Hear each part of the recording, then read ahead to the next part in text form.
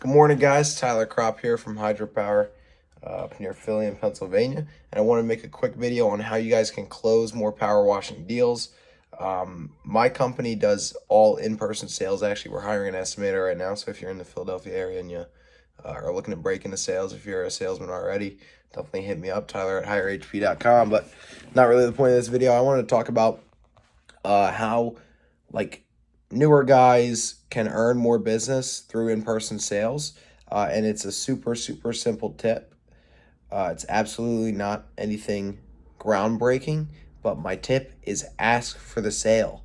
So I see a lot of guys doing in-person quotes. They'll do a quick walk around with the customer, build a little bit of rapport, and then email over the quote. That completely defeats the whole purpose of doing in-person sales. You've just wasted all your time. You could have just done that over the phone. You could have built a little bit of a rapport over the phone, take a look on Google Maps and send them a price that way. But instead, you wasted your time and gas and your client's time, to be honest with you, to just walk around the house, take measurements, and then not even ask for the sale. So my tip to you is do the walk around with the customer around the house. Excuse yourself if you have to go take measurements or anything like that. Say, hey, Mrs. Jones, you can step inside for 1 minute. I'm going to take some measurements, and I'll show you what we're working with. Always set the tone, set the expectation that you're earning the business on the spot. Say, Mrs. Jones, you can step inside, and then we'll find, I'll take some measurements. We can find a spot to sit down real quick, and we'll get you on the schedule. It's always we'll get you on the schedule. We'll take a look at what day works. It's not, I'll show you how many dollars this is going to cost. Don't make it about money. Keep advancing the sale forward. So I don't know if this video will flip itself because right now I'm on selfie cam and it's obviously backwards. But up there at the top, I have a couple examples of how you can ask for the close. So I pretty much only use the assumptive close, I think most people call it, which is when you're like, all right, Mrs. Jones, so if you do your house wash, you're at $480. The patio, you're at $120. So $600 for the whole thing. I've got Tuesday and Wednesday. Is Tuesday or Wednesday better for you, Mrs. Jones? Right. So you're assuming that you already have the sale.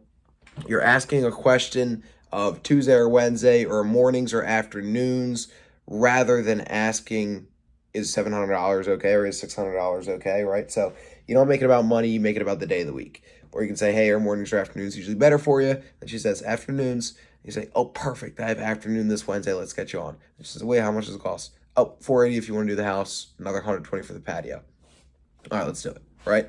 So if she says no, though, or if they say no, then what I want you to do is circle talk them, right? So I don't want to make it sound like you need to be a sleazebag salesman, because at the end of the day, as a salesman, you're helping people, right?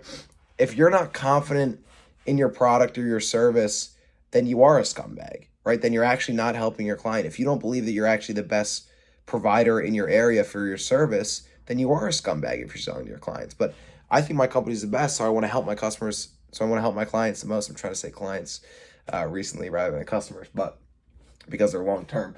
But you want to circle talk after you get to know. You want to circle talk, go back to building more rapport, and then go back to asking for the sale again. You do not ask for the sale once. That's what loser salesmen do, right? So if you get a no, say, oh, I completely understand. By the way, Mrs. Jones, how does your daughter enjoy South Carolina University? Because you talked about that earlier in the quote. Or how does this happen? Or are you guys are you guys this school district family? Are you guys this? Do you have any kids? I don't know. Anything, literally anything. Get away from the deal, right? And then eventually work your way back to it and say, Mrs. Jones, look, I really want to get you on for the schedule for Wednesday. Is there anything that's holding you back? If she says, I just need to think about it, bring it back to the deal. Say, look, 9 times out of 10 when my clients say they need to think about it, I lost them somewhere in the deal. Is there a price range that you guys wanted to be around for this project? So yeah, I want to be closer to $500. All right, well, we can look at taking off the walkway, or I can give you a little 10% off discount. Call it a friends and family. Say, we have this coupon, whatever. Advance the sale forward. When they say no, you handle the objection, you move the sale forward, and then you ask again. It's so simple, and I'm not acting like this is groundbreaking. I'm just saying that I see a lot of guys who are newer not ask for the sale. They just go, they do the in-person quote, and then they say, all right, see you, Mrs. Jones, I'll send it over.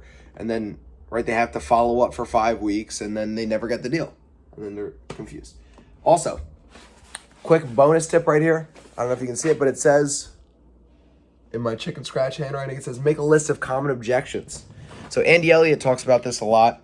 But when you guys get objections, it should be automatic. It should be automatic as to what you're saying. It should be like a switch gets flipped in your brain, right? When someone says, oh, I need to think about it, say, Mrs. Jones, I completely understand you need to think about it. All right, understand first. And then say, what I usually recommend, though, is we just pick a day. That way, we can hold a spot on the schedule. We're very busy this time of year. We don't take deposits or cancellation fees or anything like that. So if you want to cancel, just call into the office later. But for now, does Monday or Tuesday work better for you? Boom!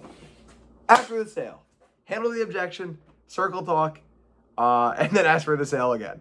All right? Always move the sale forward. Move the sale forward. Going out and doing quotes in person and sending an email is not moving the sale forward. That's not doing anything for you. Also, track. Right? What gets? What's the fucking quote? What gets measured gets improved or something like that. What gets tracked gets, I don't know, but there's some sort of quote about what gets measured gets better, something like that.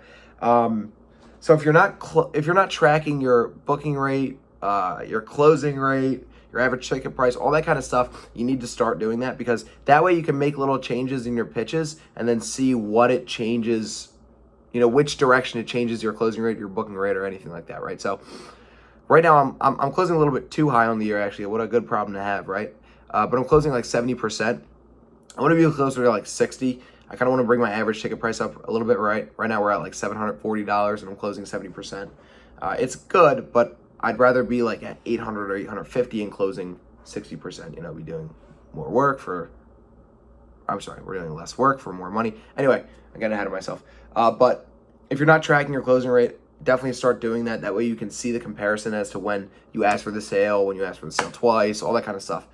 So get on that stuff. Start asking for the sale. You get an objection, circle talk, get back to the deal, and keep the sale moving forward. Help your clients. At the end of the day, you need to be helping your clients. You need to actually believe yourself. You need to believe what you're saying, because if you're not, then you're just a sleazeball of a salesman. So guys, take care. I hope this helps one person. If it helps one person, I've achieved my goal, and I will catch you guys in the next one. Peace.